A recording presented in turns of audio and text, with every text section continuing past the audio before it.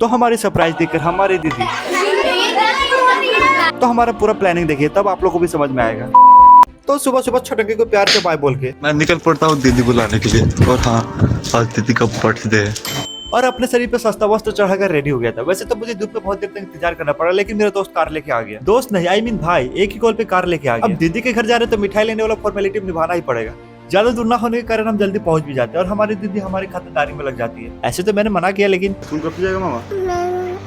तो अपनी बड़ी दीदी का कर्ज उतारने के लिए उनका सामान और प्रोडक्ट दोनों का ख्याल रखने लगता हूँ। वैसे तो मामा कार देख के बहुत खुश हो गया था और अब दीदी को और उनका प्रोडक्ट को बैठाकर हम घर के लिए रवाना हो रहे थे। हाँ, लेकिन पर मैं जब बाइक से जाता था तो मामा इतना खुश नहीं होता था। अब लगता है मेरे को भी कार खरीदना पड़ेगा।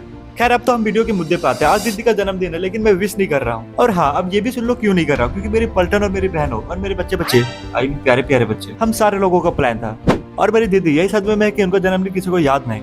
पर दीदी को क्या पता, हम रात को दीदी को सरप्राइज देने वाले हैं। और मैं थोड़ी देर निंद्रावस्था में चला गया, तब तक साफ भी हो गया था।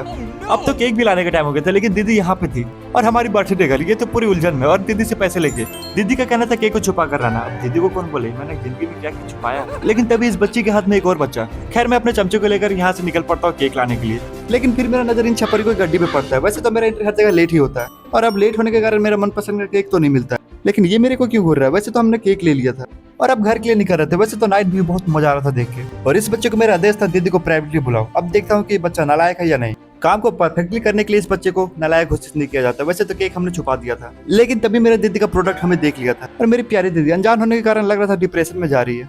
और अब क्या करें, सरप्राइज बड़ा है, इसलिए दीदी को और वेट करना पड़ेगा और पूरा प्लानिंग इन्हीं का। खैर, हमें तो कंटेंट मिल गया, इसलिए ये सरप्राइज को सरप्राइज की जैसा रहने देते हैं। और सरप्राइज को प्राइवेट रखते रखते मेरा भी सर घूम गया था और ये देख के तो मैं भी सरप्राइज हो गया। मुझे तो नहीं पता था ये लोग ये भी किए। मेरे साथ धोखा हो गया भाई।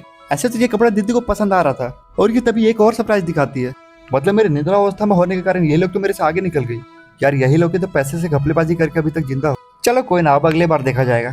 और क्या लगता है, केक वाले पैसे से मैंने घपलेबाजी किया। वैसे तो मम्मी लोग भी शौक हो गई थी, लेकिन सरप्राइज मुझे भी मिल गया। वैसे तो इसका काम बढ़ गया था, लेकिन मार खाना रुकना नहीं चाहिए। और दीदी को फोटो खिंचवाने के बहाने ड्रेस पहनवाया गया। और अब दीदी को ज्यादा धोखे में न रखते हुए हम बता देते कि आज आपका बर्थडे है। और दीदी को डेकोरेट वाला रूम में ले जाया गया। दीदी की खुशी को देखकर ये तो पता चल ही जाता है, दीदी तो पूरी अनजान थी। खैर, ये तो हमारी बड़ी दीदी, इनका जन्मदिन तो भूल नहीं सकते हैं। और बेचारी इमोशनल हो गई। चलो, ये देख के खुशी तो मिला। तो अब ये पूजा मेरी पूजा हो रहा था दीदी का, लेकिन अब तो सिर्फ केक से मतलब है। पूजा तो छोड़ दी, पूजा हो गया था दीदी का और सारे लोग इस नजारे का आनंद उठा रहे थे। लेकिन इस बच्चे को छोटी सी खुशी देने के लिए इनका भी जन्मदिन आज ही बना दिया गया। फिर मेरी चिल से निगाह इस चोर पे पड़ती है, केक चोर पे। अब तो सारे लोग केक ही चोरी कर रहे हैं। तो अब इस चोर को देख लेने के बाद वीडियो समाप्त करते हैं। अब मिलते हैं अगले वीडियो में। राधे राधे।